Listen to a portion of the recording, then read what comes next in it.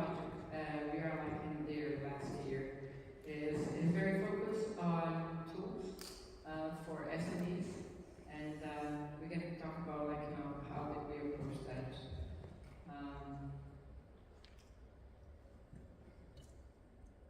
So the name of Lazarus, please don't ask about the Z, is a platform for analytics and designers and secure software.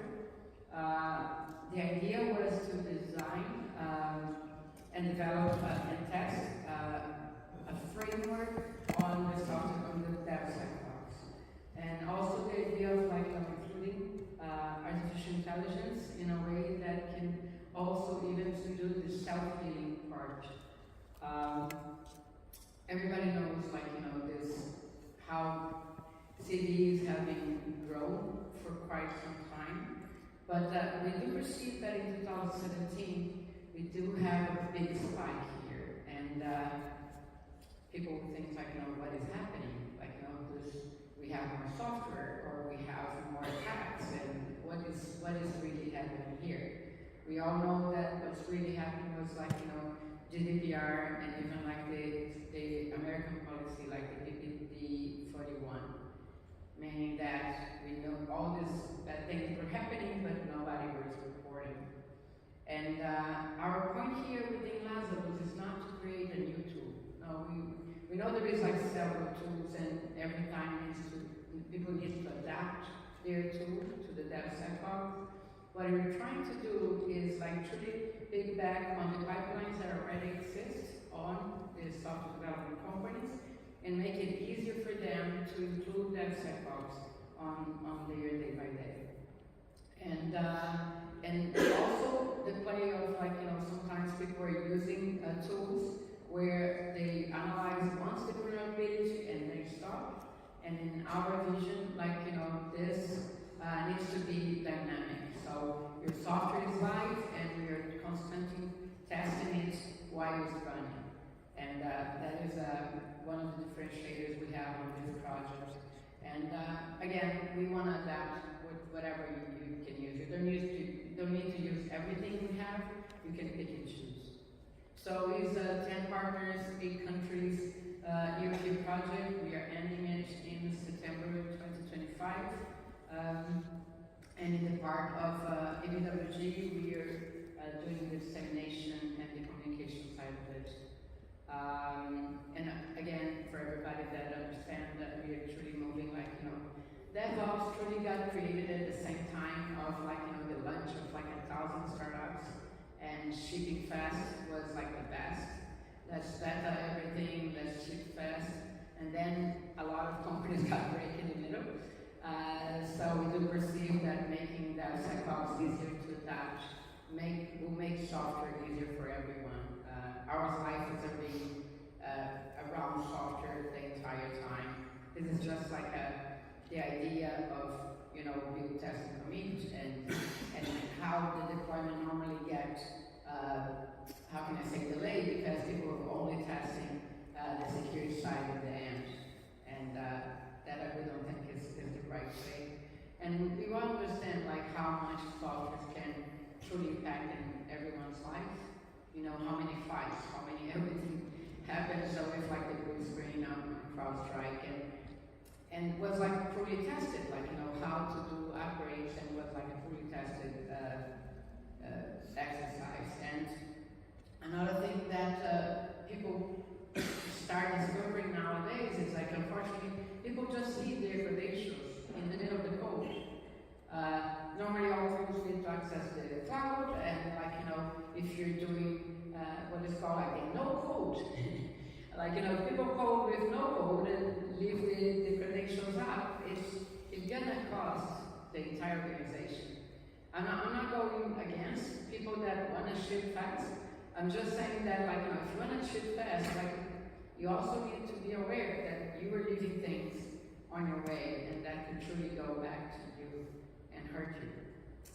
This is like the other case that everybody saw, like, also like how long can someone wait to attack? And also the XD utils was a backdoor that I think stayed dormant for like 3 or 4 years. And And this is like the XKCD, they joke about it, that, how many infrastructures discovered they had a backdoor late in time. So the motivation for our project was truly, we went for these small companies, and they truly came back to us. It's like, we know we need to do security testing. We know we need to be involved in a legal framework for that. The risk management is important, the threat modeling, and vulnerability detection assets for sure. And basically the training side of that. This is like nowadays, even the separate tools that you're attending each one of these aspects in the DevSecOps. We truly took a different view. We are going from top to bottom, in a sense, like, we know that we need to share the information we found, at the same time all the regulations needed, and then we can go and truly have the DevSecOps implemented, and at the same time being able to do resilience and self-healing, and also automating this part. So we are working with our own partners that are reaching 4 different markets. So tools that are being generated even in-house to do marketing. We have enterprise tools, so companies doing the enterprise tools. We are lucky to have, for example, a company like Majoli. It's like one of the #1 printing media company in Italy. Atena, Sophos, Binari is very into IoT technology software. So we kind of can get all these 4 sectors already being treated. And the idea here is having a sandbox with our tools, but not forgetting that you need the normal reporting repositories being that is a standard that all companies already have. So we know there is tools in the market that go for different aspects of DevSecOps, but our idea is also setting up tools that are open source and also tools that we are creating. And this is just an example. For example, if you have a Python code, you just rename it, just to show how much static can be. So you can find breaking rules if you remain same code with a different name. It doesn't do it the proper work. So in some way, we are trying to create something that is polyglot and can treat it, different codes. And we have been ranking our tools, and we're getting a good phase. So for the alpha version, we are doing the platform itself. We are doing service scanning, SQL scanning, source code vulnerability, and SQL injection. I'm gonna pass through. This is the idea itself for the interface. You can drop your code once, and you can pick and choose the different services you wanna use, and you're gonna have one master broker and have everything. So you have all reports being done in one interface. So you don't need to change your tool in order to adapt an open source tool. We will do that for you. On the secret scanning, we do have a dedicated model for that, and we're working with neural networks because we also want to add the context part.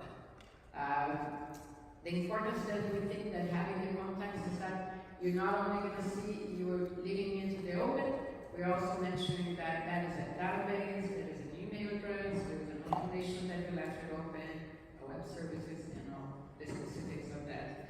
So you can see here an example where we can point it out exactly the context of each password that was leaving behind. In the SCOM, our idea is also to have it dynamic. We know what your code is part of your code, and will be doing the CD scanning the entire time. And with that, you could have an output that will give you a much more clean response of what happened with your code. And on this source code vulnerability, we separate 2 AI models. One finding the vulnerability. We are using the code-backed architecture, and we have a second one with Code 2.5 in order to do the patching for you. This is just like an example on how it works. It would be like reporting the vulnerability code, and then you have the query to generate the batches, and the batches will go back to the developer. We don't want, by the way, we are not pushing code. We're going to give you the liberty to check the code and see if everything is good. So here, like the list of benefits and how we're thinking of utilizing for that. We want to enhance the type of languages we are using. For the beta version, that is, we are testing it with our partners next month. It's fully done. We do have the code patching working. We have the language detection. We are doing symbolic and binary check tool. We have the vulnerability detection. We're also doing security analysis for AI algorithms. So we're looking into algorithms and finding lack of security parts. On the fuzzing attacks, we also have a module that analyzes fuzzing attacks, and we have the part of information sharing. There's nothing new. So that's it. We do run a newsletter, so if you got the QR code that we're having here, you can receive our newsletter. We put a lot of events and a lot of the papers we're publishing. And we also have adding stakeholders, meaning people that would see upfront our code and could play in our beta version starting on January. And we invite everyone to apply. It's just a form on our webpage, and you can join. And that's all for me. Thank you.